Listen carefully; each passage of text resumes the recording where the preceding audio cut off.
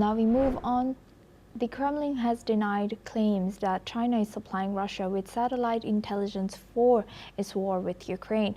A Russian spokesperson has said that Moscow has its own capabilities to meet all battlefield needs. The response came after Ukraine's foreign intelligence agency alleged that Beijing had passed satellite data to Russia, helping target missile strikes, including on sites with foreign investment. One such strike in August has destroyed a U.S.-owned facility in western Ukraine.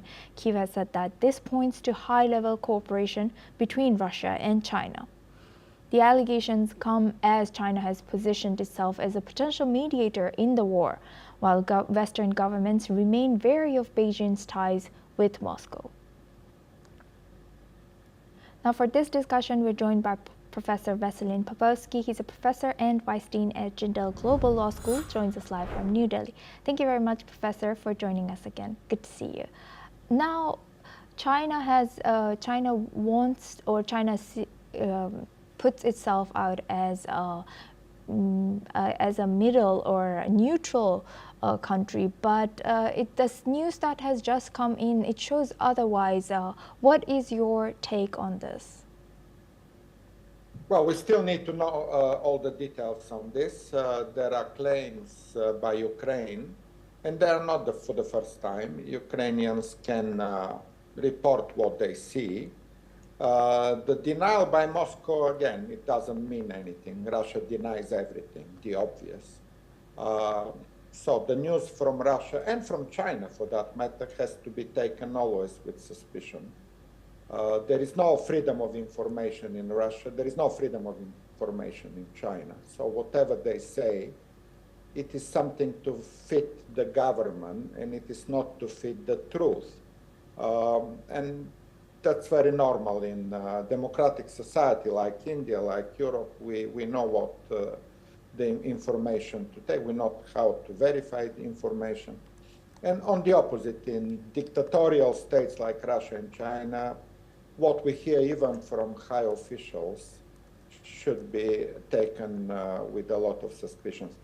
Well, when Russia say they have their own capabilities, again, that's half of these capabilities have been destroyed already. Russia is fighting an unnecessary, brutal, unprovoked war for almost 4 years and lost so much soldiers and equipment, including intelligence equipment.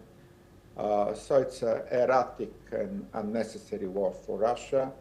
And there is no good news for Russia as well. So that's why they will deny absolutely everything and trying to utilize some controversies also everywhere else and to point to those somehow to redelegate the burden from their own misinformation to someone else's. Again, we don't know, but the question on China is interesting. China is neutral, and on one hand, China is interested the war to go on because that weakens Russia, and China can make definitely some benefit and take some concessions out of weak Russia. On another hand, if somehow the war is coming to an end, China will also present itself as a peacemaker. So in any scenario, China will try to make the best for itself. It has always been a selfish international player. So whatever the news comes, China will present it as best as possible for their own interests, for their own purposes. Yes, and building on that answer, China has navigated to position itself as the primary, as a neutral player. But however, it is a primary recipient of Russian LNG. So what do you think what strategic advantages is China using with this situation all over the world, especially in terms of Russia and Ukraine's war? What do you think how do you think China is using this situation to its advantage? Yes, it does. You're absolutely right, Asuma. China is utilizing the war in its own interest. It buys Russian oil and gas in large quantities, which basically supports, much more supports Putin rather than some intelligence information. So the big support China gives to Russia is buying oil and gas. And for that matter, those millions of dollars that come into Russia from that sales of oil and gas support the war for Putin. There is no other revenue for Putin apart from selling resources and mostly oil and gas.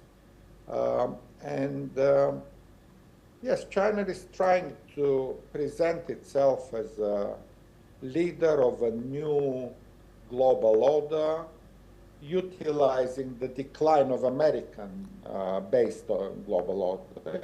Donald Trump comes very handy for China now, because Donald Trump is isolating United States with its own incompetence and erratic behavior, imposing tariffs and then removing tariffs. And because of such US president in those 4 years, China would obviously take the best advantage it can take by presenting itself as a leader of a new world, imposing some new alliances, BRICS, and Shanghai Cooperation Agreement, the New Development Bank, every initiative, the Belt and Road Initiative, every initiative that China took over the last years, they will continue to re-emphasize and enhance as to make as much advantage as possible. And definitely the Russian-Ukrainian war comes as one of those, again, you see, China is pretending to be neutral, but it does not really help solving the conflict. They are not acting as mediator like other countries, like Turkey. There were negotiations in Istanbul. There are attempts by other players in the world, Qatar and the Vatican and even United States, trying to make some conversations with both sides. China is not doing that. And how China is a global player if they do not engage in active mediation between Russia and Ukraine, I will ask. So they pretend to be a global leader, but they don't do anything to show themselves as supporting a peace agreement in Ukraine. Professor, with that, I would like to thank you for joining us and sharing that insight. Thank you. Now we move on. Hundreds of trekkers were stranded near the eastern face of Mount Everest